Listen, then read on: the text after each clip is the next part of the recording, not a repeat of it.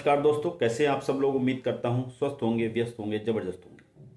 तो साथियों, बात करेंगे टेट मैटर को लेकर के क्या इस समय चल रहा है, उस पर इस वीडियो के माध्यम से चर्चा करेंगे। जैसा कि आप थंबनेल में देख रहे हैं, देश भर के राज्य टेट फैसला जो माननीय सुप्रीम कोर्ट का 1 सितंबर 2025 का है, उसके विरोध में एकजुट हुए हैं, एक मंच पर आए हैं।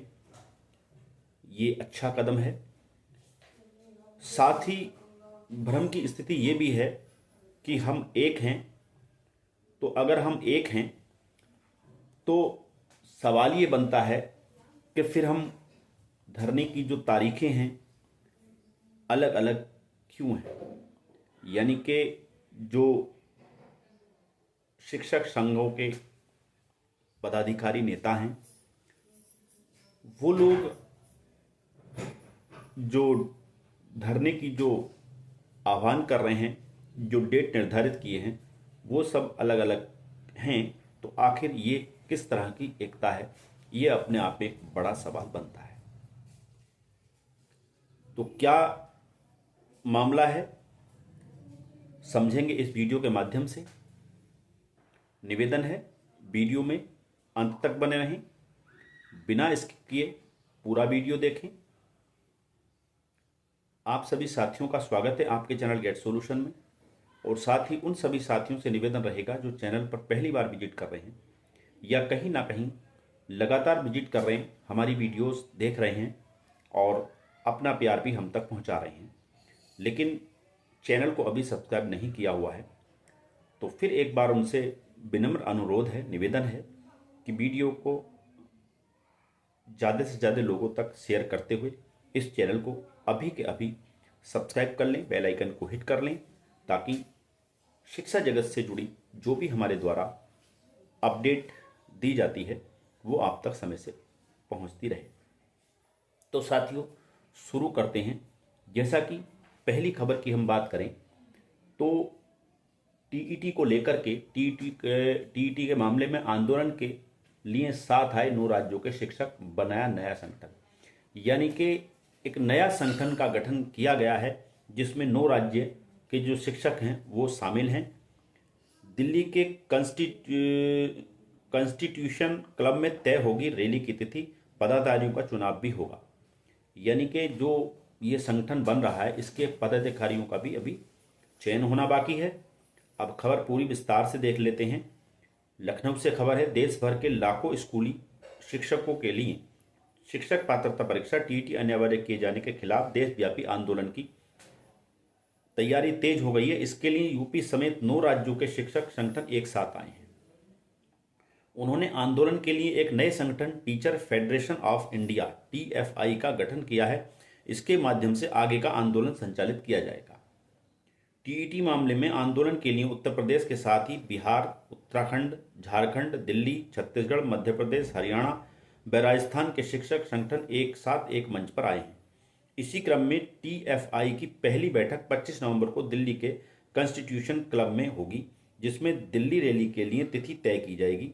साथ ही इसमें संगठन के पदाधिकारियों का चुनाव भी होगा। उत्तर प्रदेशीय प्राथमिक शिक्षक संघ के प्रदेश अध्यक्ष डॉक्टर दिनेश चंद्र शर्मा ने बताया कि अखिल झारखंड प्राथमिक शिक्षक संघ के महासचिव राममूर्ति ठाकुर के संयोजन में टीएफआई का गठन हुआ है। 25 अक्टूबर की बैठक में फेडरेशन के अन्य पदाधिकारियों का चुनाव होगा। फिर नई कमेटी टीईटी के विरुद्ध दिल्ली में होने वाली रैली की तिथि की घोषणा करेगी। उन्होंने कहा कि आरटीई लागू होने से पहले राज्य सरकारों व एनसीटी द्वारा निर्धारित न्यूनतम योग्यता रखने वाले अभ्यर्थियों को ही शिक्षक नियुक्त किया गया है। अब 20-25 साल पहले नियुक्त शिक्षकों को वर्तमान में नियुक्ति के लिए निर्धारित योग्यता अर्जित करने को विवश करना कैसा न्याय है। जब तक यह निर्णय वापस नहीं होता है, इसके विरुद्ध व्यापक स्तर पर आंदोलन चलाया जाएगा। ये स्थिति आई निकल करके। प्राथमिक शिक्षक संघ करेगा दिल्ली कूच। टीईटी अनिवार्यता मुद्दे पर सुप्रीम कोर्ट द्वारा पारित आदेश को लेकर अखिल भारतीय प्राथमिक शिक्षक संघ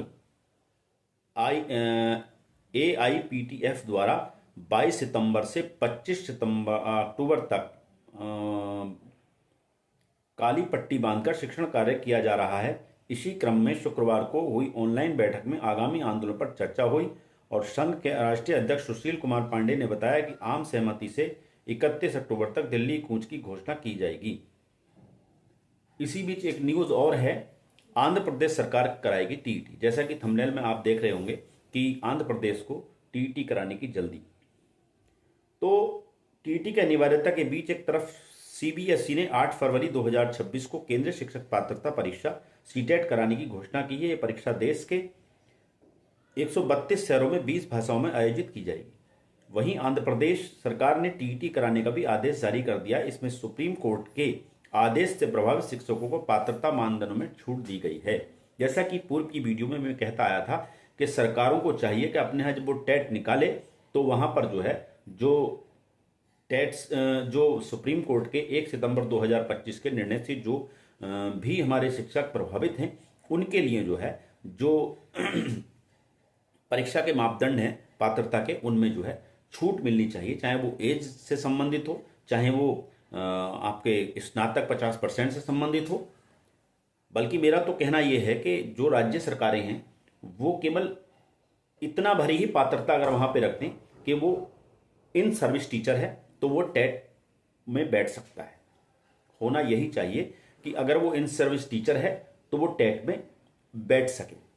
ये सभी सरकारों को अपने यहाँ जब भी टीईटी निकालें इन 2 साल के अंदर वो जो है ये मानदंड पात्रता का मानदंड रखना चाहिए कि कोई अगर इन सर्विस टीचर है तो वो एलिजिबल है इसलिए टेट को एग्जाम में बैठने के लिए, टेट के एग्जाम को देने के लिए। ये सरकारों को करना चाहिए। और अगर आंध्र प्रदेश सरकार ये कदम उठा रही है तो ये अच्छा कदम है। जो लोग भी इसमें बैठेंगे, टीईटी क्वालिफाई कर जाएंगे, वो बढ़िया है। जो नहीं रहेंगे उसके लिए सड़क की लड़ाई जारी है। और उम्मीद करते हैं जिस तरीके से जो ये 9 राज्यों के शिक्षक संघ जो हैं एकजुट एक मंच पर आए हैं तो इसका बहुत ही पॉजिटिव प्रभाव पड़ने वाला है। अगर एकजुटता के साथ हम आगे बढ़ेंगे तो केंद्र सरकार पे जो दबाव बनाने वाली बात है, जो प्रेशर बनाने वाली बात है, वो कहीं ना कहीं पॉजिटिव दिशा में जाएगा और केंद्र सरकार को इसमें हस्तक्षेप करना पड़ेगा। मेरा ऐसा मानना है अगर एकजुटता के साथ हम आगे बढ़ेंगे, हमारे शिक्षक साथी जो संघ है वो अगर सब एक साथ एकजुटता से आगे बढ़ें और दोनों ही दिशाओं में आगे बढ़ने की जरूरत है। आप जो कानूनी लड़ाई है आप कोर्ट में हैं, सुप्रीम कोर्ट में आपने जो याचिकाएं डाली हुई हैं, पुनर्विचार याचिकाएं जो डाली हुई हैं, चाहे वो आपके उत्तर प्रदेश से हो, तमिलनाडु से, मतलब कहीं से भी जो याचिकाएं पड़ी हुई हैं, चाहे वो हमारे शिक्षक संघों के द्वारा डली हुई हैं याचिकाएं हैं, उन पर भी पूरी मेहनत के साथ, पूरी एकाग्रता के साथ काम करने की जरूरत होगी। और साथ ही सड़क की लड़ाई भी हमें लड़नी होगी। सड़क पर भी हमें जो है अपना जो वजूद है, जो अपना एकता है, उसको हमने दिखाना होगा और अपनी मांगों को तेज करना पड़ेगा। और लगातार जो है जो केंद्र सरकार है उससे हमें मांग करनी पड़ेगी कि जो 2017 का अमेंडमेंट है उसमें कोई ना कोई अमेंडमेंट किया जाए जिससे कम से कम ऐसे शिक्षक साथियों को टेट से बाहर रखा जाए, टेट की अनिवार्यता से बाहर रखा जाए जिनकी सर्विस 25-30 साल हो चुकी है, यानी कि जो आरटीई एक्ट लागू होने से पहले सेवा में आ चुके हैं। कम से कम उनको जो छूट मिलनी चाहिए। ये अच्छा कदम है। लेकिन साथ ही जो है आप देखेंगे जो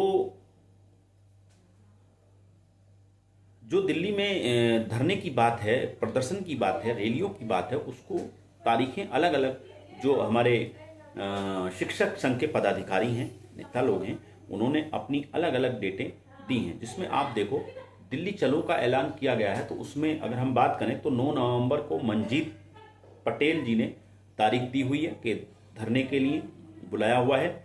और 21 नवंबर को दिनेश शर्मा जी ने बुलाया हुआ है जो यूपी से हैं। और 24 नवंबर योगेश त्यागी जी ने डेट दी हुई है और 25 नवंबर को विजय बंधु जी ने डेट दी हुई है। अब ये 5 लोग अलग अलग डेटों पे एक ही जगह पर एक ही मुद्दे पर बुला रहे हैं। समस्या एक है, जगह एक है और जिससे मांग की जा रही है वो भी एक ही सरकार है, केंद्र सरकार। तो आखिर ये अलग अलग जो धरने की डेटें दी जा रही हैं, बुलाया जा रहा है, ये आखिर क्या है? अगर आवाज ये आ रही है कि हम एक हैं, तो ये किस तरह की एकता है?